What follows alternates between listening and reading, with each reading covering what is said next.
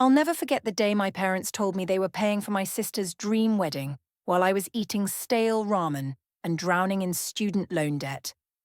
But here's the plot twist they never saw coming. 5 years later, they showed up at my door. Broke, desperate, and begging for $50,000. And my answer? Well, let's just say karma finally clocked in for her shift. Growing up, I was the responsible child. Translation: the child expected to survive on scraps. My sister Emma? Oh, she was the golden child. TM.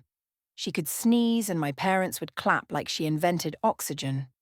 So when I got accepted into college, I was excited.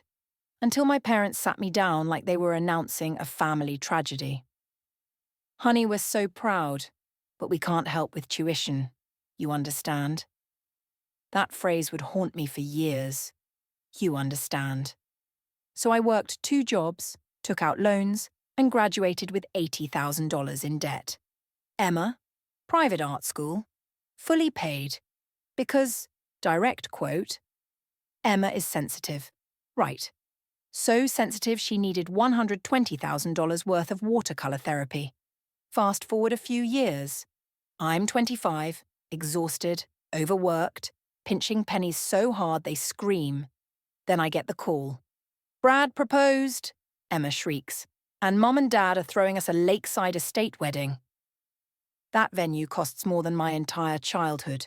Oh, and you're a bridesmaid. Dress is $300. You can afford that, right? I had $847 to my name. The wedding, $75,000. Meanwhile, I couldn't afford blueberries. I planned to talk to my parents about helping with my loans.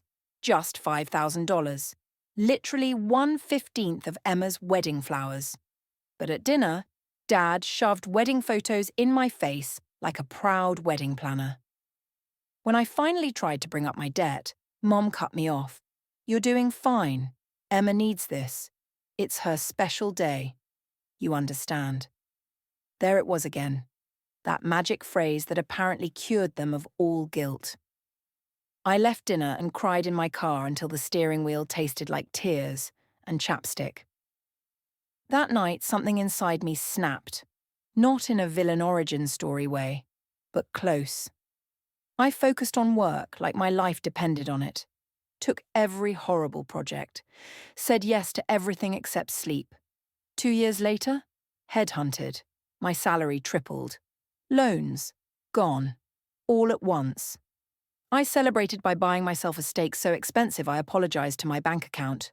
Meanwhile, Emma's marriage lasted about as long as a TikTok trend. Divorce. She moved back in with Mom and Dad. Still no one called me. At 28, I bought a house. Did they know? Nope. At 30, I became senior director. They found out through Facebook. Mom texted, "Don't forget about your family." Mom, you forgot about me for a decade. Then life flipped the script. Dad got stage 4 cancer. Bills skyrocketed. Savings disappeared. They sold the boat, the RV, almost everything. And guess who couldn't help? Emma, professional dog photographer. They didn't call me. Not until they were drowning. Mom finally called. Her voice was small. Sweetheart, we're losing the house. We need $50,000. Please, you're our only hope. For a moment, I just stared at the city skyline from my home office. Years of silence. Years of you understand. And now I was the emergency fund. I'll think about it, I said, and hung up. I didn't call back for 3 days, not out of revenge, out of processing. My therapist asked, "What do you want to do?" And honestly, I didn't know. I finally agreed to meet. Their house looked smaller, sadder. They looked older. Emma looked like she'd just realized life doesn't run on golden child privilege. Before anyone could speak, I said, "We're going to talk. And you're going to listen." And I laid it all out. Every moment I felt invisible. Every time they dismissed my struggles. Every time they threw money at Emma and expected me to smile. Mum started crying. Dad apologized. Emma whispered, "I'm sorry, I didn't know." "Because nobody asked," I said. I took a deep breath. Here's what's happening. I'll pay for Dad's treatment. I'll cover the mortgage for 6 months. Mom gasped, thanking me through tears. But, I continued, this isn't a loan. This is a contract. We're going to family therapy, all of us. And if you don't commit, I walk away permanently. They agreed instantly. 2 years later, Dad's in remission. Mom retired. Emma finally has a real job. And therapy? It wasn't pretty.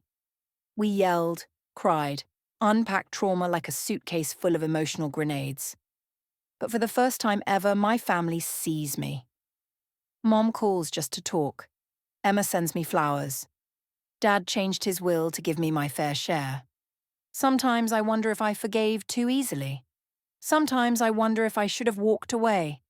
But I've learned something. You can't force people to value you. But you can teach them how to treat you. Because at the end of the day, the only person guaranteed to save you is you. If you've ever been the forgotten one, or the strong one no one checks on, tell me your story in the comments. And if this hit you somewhere deep, make sure you subscribe. Trust me, there are more stories coming.